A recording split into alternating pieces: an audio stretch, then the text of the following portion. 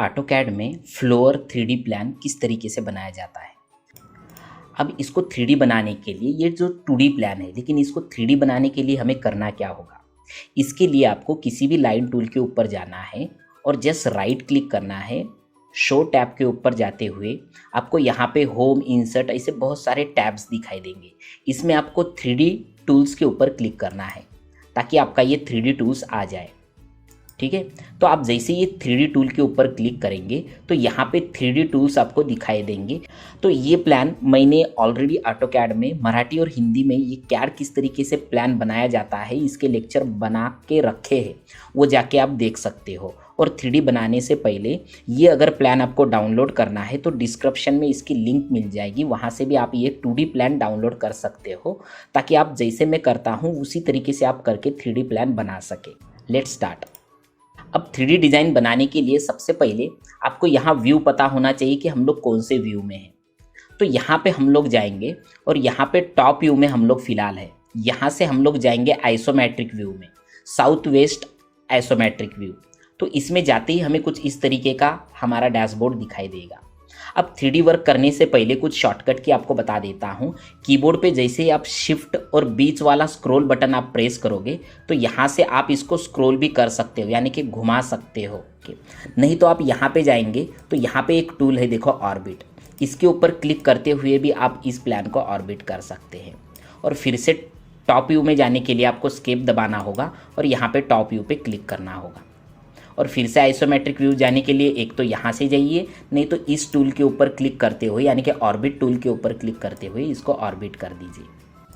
तो सबसे पहले यहाँ 2D वायर फ्रेम से हम लोग जाएंगे कंसेप्शनल पे।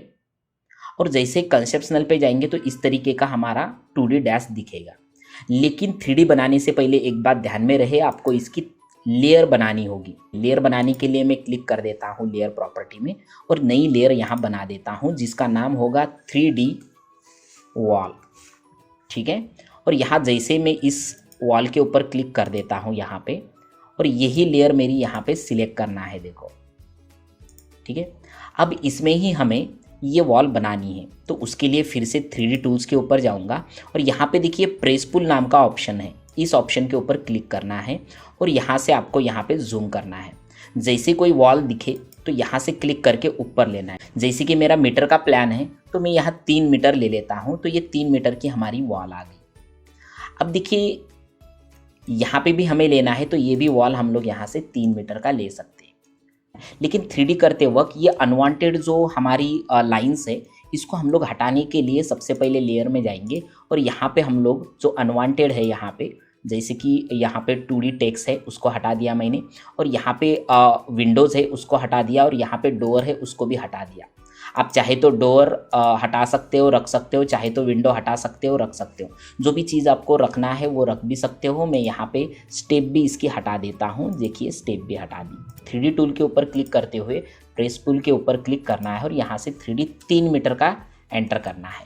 लेकिन जब आप यहाँ पे लाइन जब 3D करेंगे तो लाइन क्लोज होनी चाहिए। जैसे आप क्लिक करोगे और किसी भी 3D के ऊपर क्लिक करोगे तो आपको हर बार 3 मीटर टाइप नहीं करना है, जस्ट एंटर दबाना है। तो आप ये यहाँ से कर सकते हो। ओके, ये स्टेयरकेस की लैंडिंग है, देखो यहाँ पे। तो इसको आपको क्या करना है, एक लाइन टूल के जरिए एक लाइन आपको ड्रॉ करनी है यहाँ पे 3D वॉल के ऊपर, और यहाँ से एक वॉल आपको ऐसी रख देनी है, मतलब एक लाइन रख देनी है ताकि ये वॉल कंटिन्यूसली ऊपर तक आ जाए। तो मैं 2 लाइन वहाँ पे डाल देता हूँ और फिर से मैं यहाँ पे 3D करना स्टार्ट कर देता हूँ। चलिए आगे बढ़ते हुए हम लोग 3D कर देंगे फटाफट। 3D में प्रेस पुल, ओके। चलिए 3 मीटर, अब ये बाकी का भी 3-3 मीटर का डाल देता हूँ मैं, एंटर एंटर एंटर। और यहाँ पे भी इतना ही एरिया हमारा आ चुका है ताकि ये ऊपर रहेगा इतना एरिया। इसी तरीके से सिस्टमेटिकली आपको सीखना है, पहले तो ये ध्यान में रखना है। अब ये वॉल हो गई, हम लोग चले जाते हैं लेयर में, और हमारी वॉल हो चुकी है। हम लोग नया लेयर बनाएंगे, न्यू लेयर। अब देखिए 3D वॉल से हम लोग 0 लेयर में जाएंगे और यहाँ से ये 3D वॉल की लेयर को हाइड कर देंगे। जितने भी डोर है कहाँ कहाँ दिख रहे हैं हमारे, 1 2 3 4 5 6। अब यहाँ पे और यहाँ ओपन पे डोर को भी हाइड कर, हम लोग ने यहाँ समझ लिया कि कहाँ पे डोर हो सकता है। हमें क्या करना है, यहाँ पे बॉक्स पे जाना है।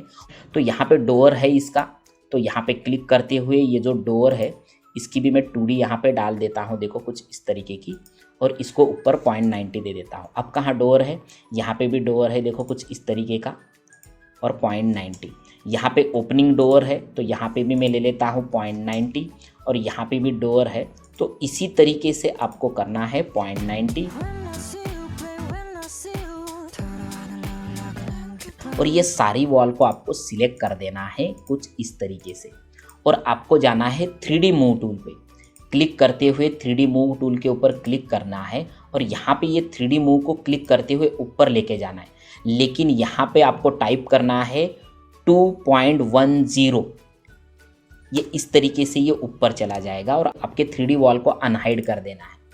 अब देखिए जो भी हमारी यहाँ पे लेयर में जाएंगे और 3D वॉल को हाइड कर देंगे, देखो यहाँ से, लेकिन 3D वॉल में ये इसकी डोर की वॉल तो वैसे ही रह गई, इसको सिलेक्ट कर देना है डोर वॉल को, और अब इस वॉल को भी हम लोग 3D वॉल के ऊपर क्लिक कर देना है इस तरीके से, तो वो भी हाइड हो जाएगी, देखो वो भी हाइड हो गई।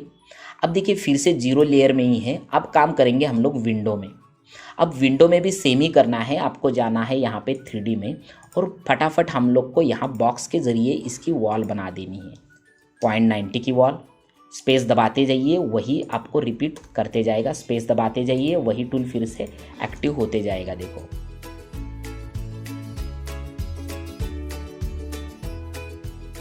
सारी विंडोज की वॉल सिलेक्ट हो चुकी है नीचे वाली। अब इन सारों को सिलेक्ट कर देना है कुछ इस तरीके से।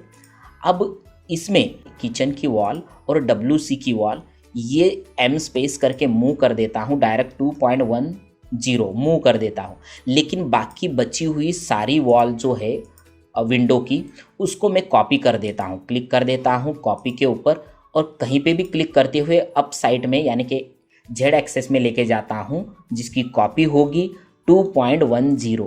ओके, तो इस तरीके से हम लोग ने ये कॉपी भी बना दी है, और इसको हम लोग फिर से 3D को हम लोग अनहाइड करेंगे कुछ इस तरीके से। अब देखो आपके सामने दिख रहा होगा कि इस तरीके से हम लोग ने ये पूरा बना दिया है। लेकिन यहाँ पे एक बात देख पा रहे होंगे कि बात की जो हमारी विंडो है वहाँ पे हम लोग ने वर्क नहीं किया है। अब देखो यहाँ पे भी हमें बॉक्स में जाना है, यहाँ पे क्लिक करते हुए ये बॉक्स भी हमें लेना है 1.35 का, और ये किचन की विंडो है वो भी हमें 1.35 ही लेनी है, 1.35 इसकी वॉल लेनी है नीचे से। अब देखिए कुछ इस तरीके से हमारी ये पूरी वॉल बन चुकी है, ठीक है।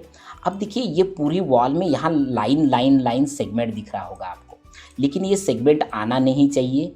हमें प्रॉपर इसके ऊपर वर्क करने के लिए हमें करना होगा इसको यूनियन। अब यूनियन पे जैसे ही क्लिक करोगे तो ये सबको हमें यूनियन करना है कुछ इस तरीके से, ठीक है।